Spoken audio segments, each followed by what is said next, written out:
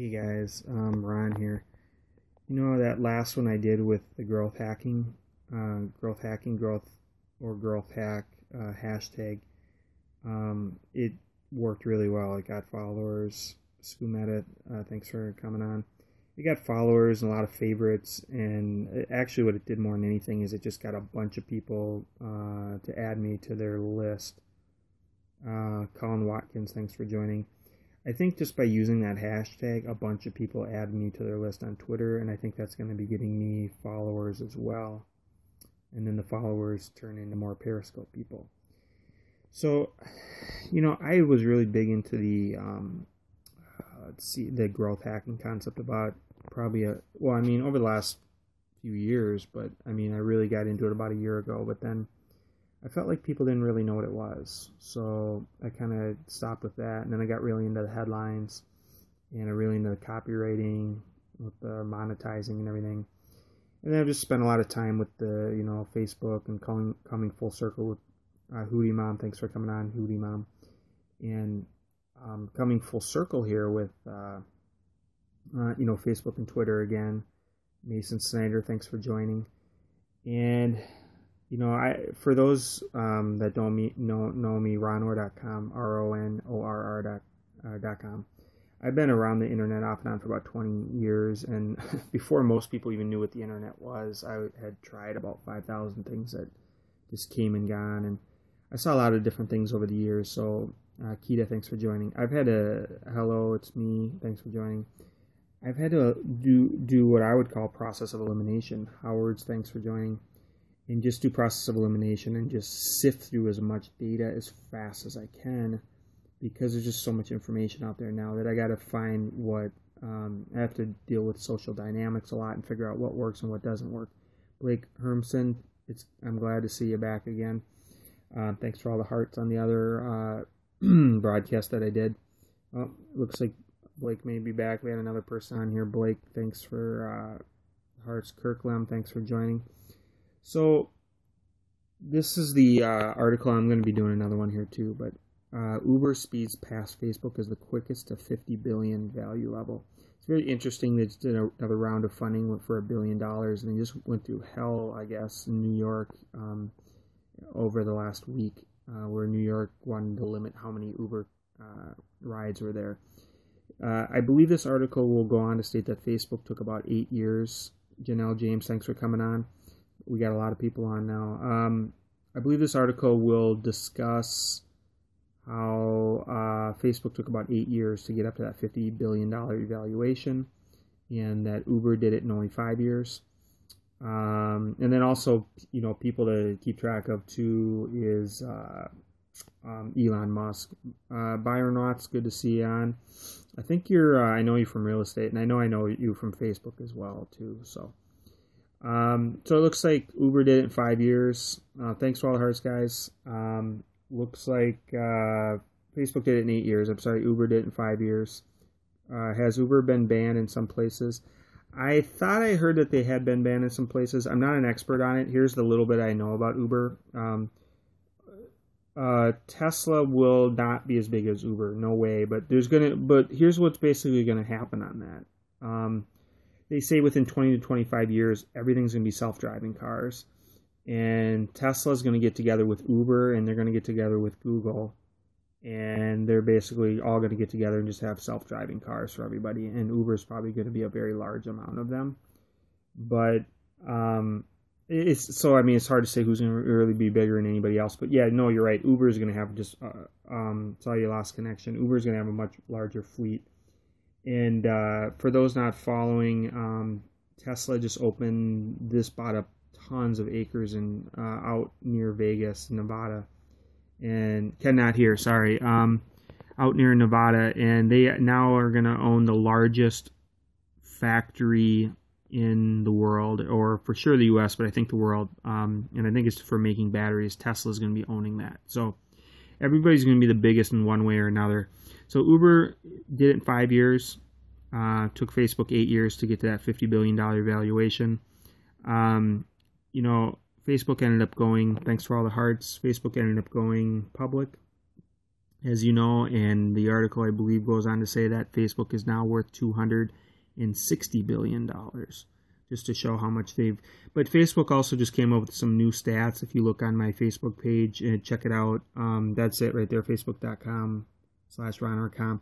I did a blog article on it too, because there's some really amazing stats. It had 1.49 billion people, which there's about 3 billion people that are on the internet on Earth. So that's half of the population.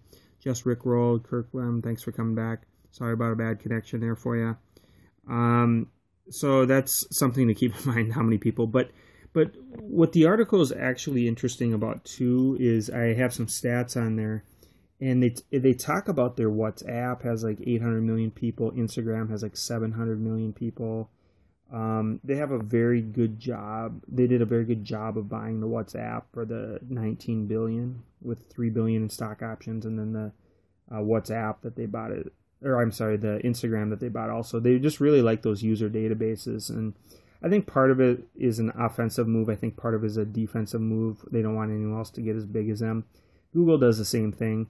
That was also why in the early days they wanted to pick up Snapchat, because they saw what kind of user base it had. So, but getting back to this, there's a lot about growth hacking. A lot of companies are growing very quickly nowadays, and that's what this is about. And I started off for you just joining to let you know that when I use the growth hacking and growth hack hashtag, I got a lot of people favoriting it, and I got some followers and all that kind of stuff. So it seems to be a popular topic.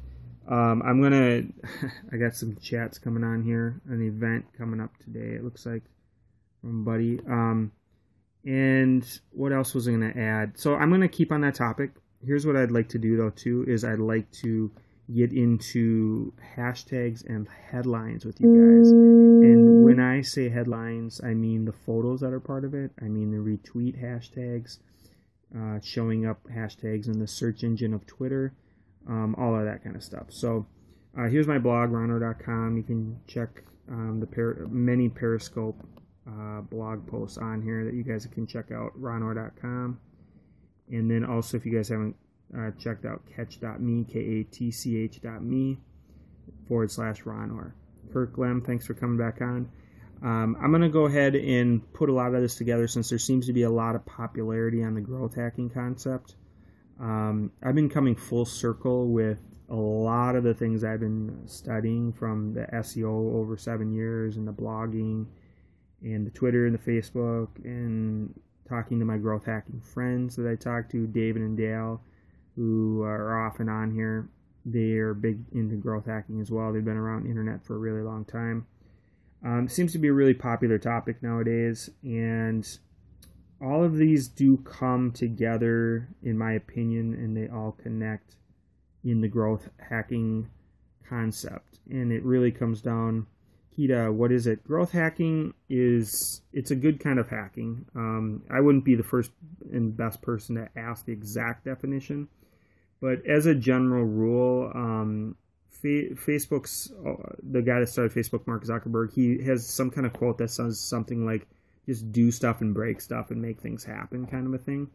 It's this idea that on the internet, you can just test stuff nonstop, and you can just constantly, it's kind of like life hacks. If you guys have ever seen the show Life Hacks, it's like finding ways, more simple ways and tricks to clean stuff around your house, or pick locks legally, or whatever. It's ways to just find easier ways to do things in much less time.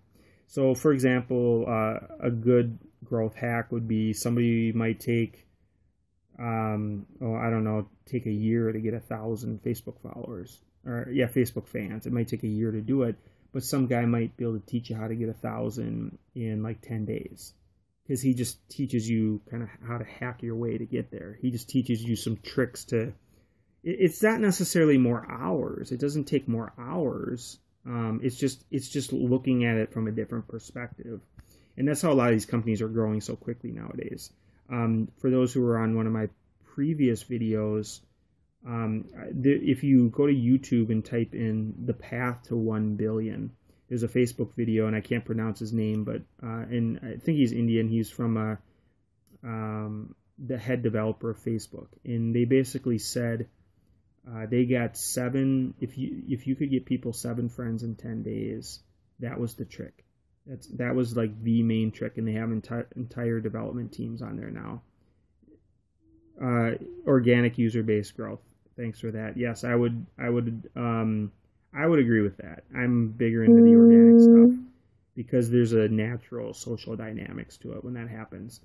But for example, Facebook, went on their path, and they get to a point where they just say, okay, well, we're getting hundreds of millions of people, but how do we keep growing? And that's where growth hacking comes in, because you don't want to slow down.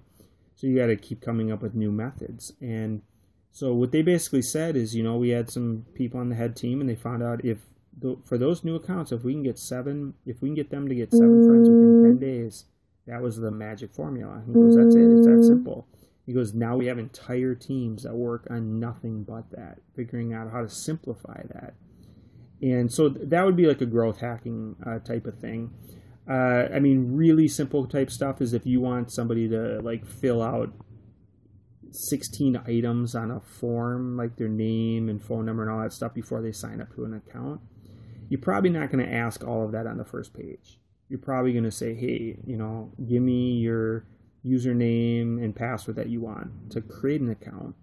And then people do that. And then after they do that, it's kind of like, thanks. Oh, by the way, we need 10 other items.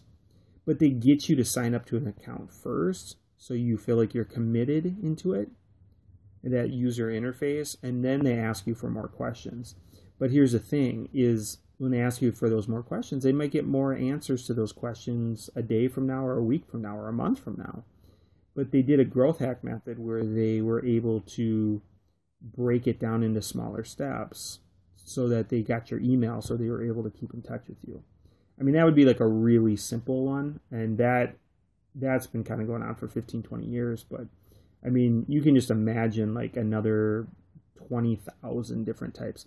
Another one would just be like putting a hashtag in one of these headlines, and then this goes into Twitter, and then Twitter's hashtag shows up in the search results, and then people find it in the search results, and then you get more people on your Periscope.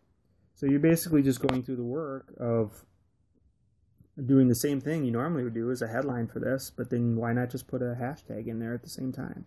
So I'm going to do some more today for the growth hacking, and I got lots of other ideas for you guys since this seems to be a popular topic, and I'll just catch you guys.